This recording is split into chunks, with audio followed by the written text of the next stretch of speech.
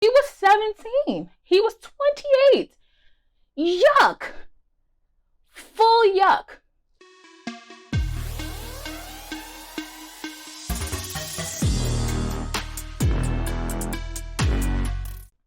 Hey y'all, it's Athena back with another episode of Whatcha Reading. We're in the second wave. We're shutting down again. Things are closing. They got me with these kids again 24/7 because school said, nope, we're just going to shut down. COVID all over again. So I'm in a little bit of a funk, but I persist. Even through my funk, even through my little second wave of COVID depression, I still continued to read this book because it was gripping. So, the book that I have been reading, if you guys didn't remember, is Grown. This book right here by Tiffany D. Jackson. Try not to get distracted with these like sexy knockers. I used to have some like this back in 97. It was a good look for sis. You understand? Good luck. I might get some again. It was cute. So, this is the book that I've been reading. Grown is about a 17-year-old girl named Enchanted Jones. The story takes place in New York City. She lives in like the not Upper West Side, that's wrong. She lives in Westchester with her family. They've moved them from Queens to Westchester so they can have a better yard, so they can have a better life, a nice backyard, you know, all the suburban things that people here in New York City, our small, cramped apartments, you know, what we covet. They have like 11 kids. I think it's her and like her 4 little sisters. It's a lot of them. Enchanted is a gifted singer. She has a beautiful voice and loves like old school R&B and soul music, Marvin Gaye and Tammy, you know, those sorts of vibes. So girlfriend decides that she's going to shoot her shot and go to this talent show. She goes to the talent show and sings her little heart out and doesn't get selected. However, she catches the attention of mega superstar Corey Fields. So Corey Fields has done all the things. He has Grammys, he has platinum records, he is living the superstar life. And he says, yo, baby girl, come with me, I'll make your dreams come true. And so she goes with it. And everything pretty much goes to full hell after that. This book is not an easy read. It is not easy. It's gross. It's gross. Because what we're seeing as this book goes along, we're seeing this girl who has all these hopes and dreams, who has maybe some insecurities, be preyed upon. She's being preyed upon by Corey Fields. He's using his money, his influence, his power to really pull her into his grips and keep her there. It is very similar to, you know, it gives you R. Kelly vibes. You start to feel very R. Kelly-ish reading this story. And while the author says that it is not about R. Kelly, it's not at all.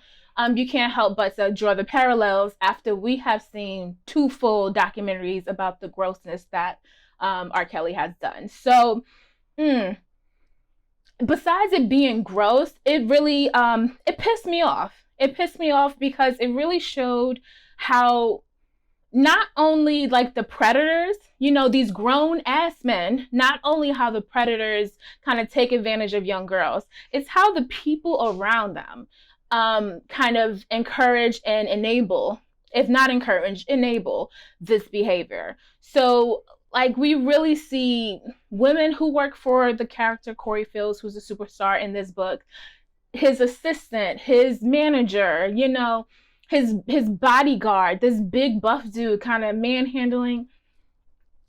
Here are the hands. I was wondering when they were gonna come. They're right here. They're all playing such a vital role in this girl being fully taken advantage of. Fully. I mean, from a financial standpoint, from a physical standpoint, from an emotional standpoint, from a sexual standpoint. a legal standpoint, every goddamn thing. They got this girl over a barrel and she can't get out. And so it really, we asked all these questions when the R. Kelly thing was happening. How did the parents allow this to happen? Well, this little girl is 17. She's not young. How can she let this happen? At 17, you should know better. And it really shows that this is more complex than just, you're close to 18, so you should know better. These girls are groomed. This girl was groomed. It was a step-by-step process to strip her of her autonomy, to strip her from her family, to remove her self-esteem, to make her question her own mental capacity. Could she even trust herself? Could she trust her family? Like, all of this stuff was rolled into it. So it's not black and white. It's really complicated. And I think Tiffany Jackson did a really good job of showing exactly how complex it is and how many things can be happening at the same time that play into a predatory situation continuing. So in that aspect, I thought it was great. I feel like we needed the story. We needed to hear from these girls. We need to continue to hear from girls who go through this same thing and kind of explore and question ourselves as society. Like, what are we doing to kind of play into the stuff that's happening? What are we doing to make girls feel like they can't come out and tell their truth? How are we making them feel threatened within our own society for saying that this grown man, she was 17, he was 28. Yuck. Full yuck. There's no reason why any grown man, damn near 30, should be looking at a 17-year-old girl in any sort of sexual way. Kudos to Tiffany Jackson for being willing to kind of take this on and put this at the forefront, because I know it couldn't have been easy. We still have so many supporters of these men, R. Kelly included.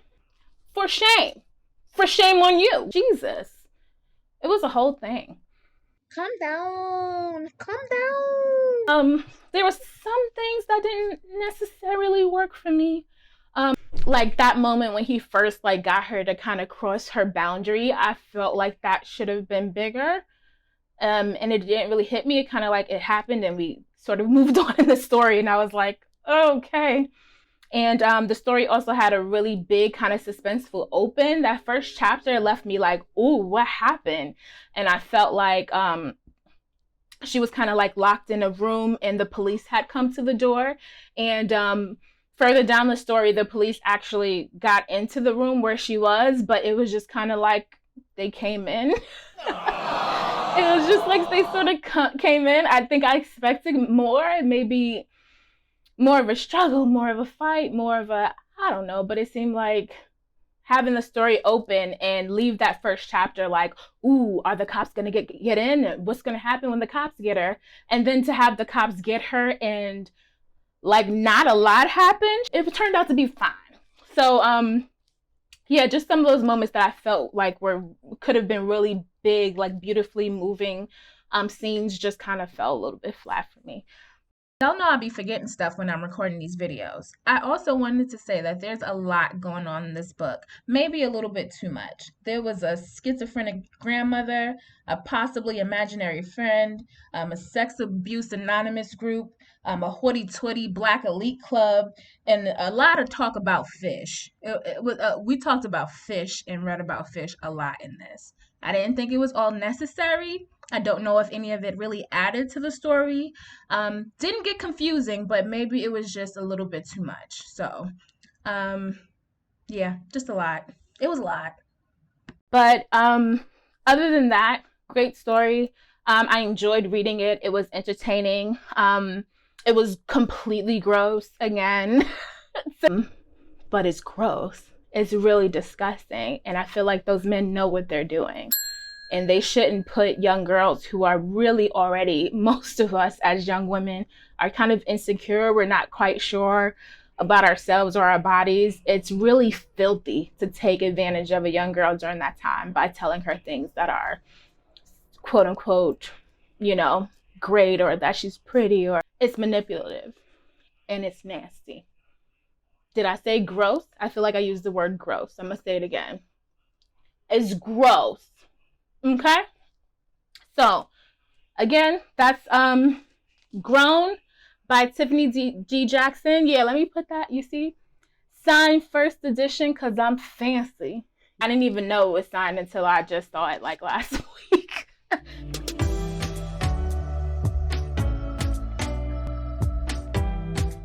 Without further ado, let's announce my next book. So, the next book that I will be reading is, drumroll please,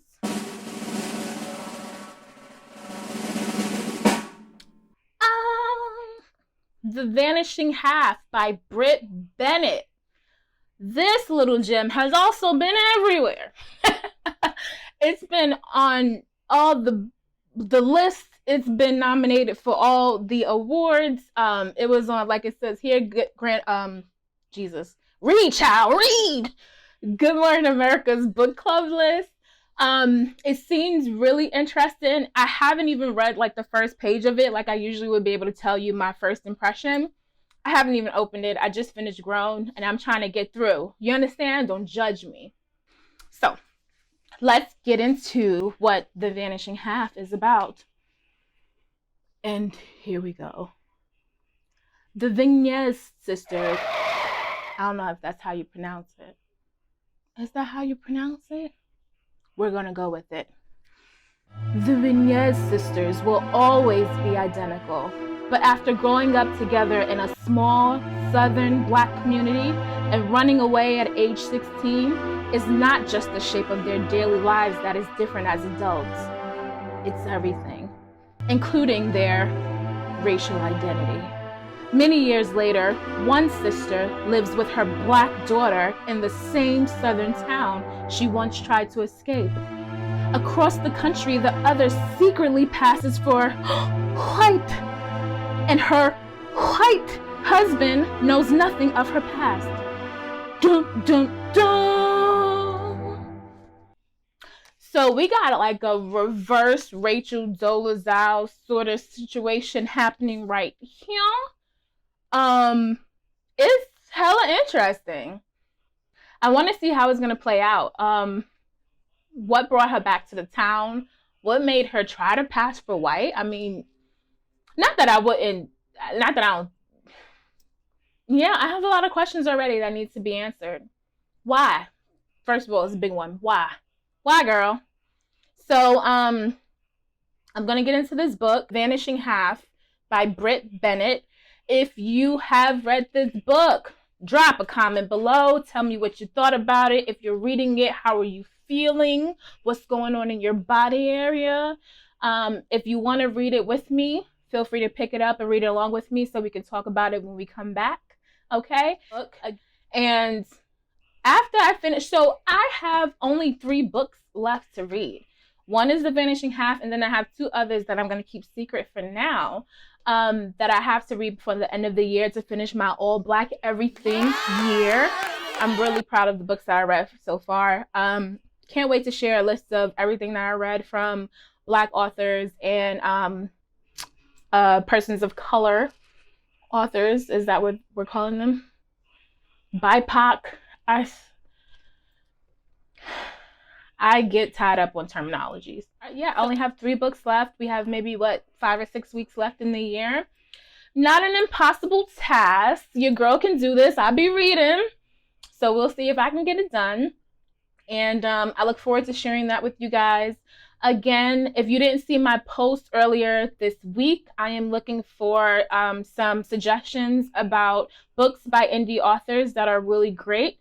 I'm looking to kind of grow and expand the show and talk a little bit about other books as well. And I definitely want to make sure I highlight my indie authors because we are great. We're doing great work and I want to make sure that that's out there.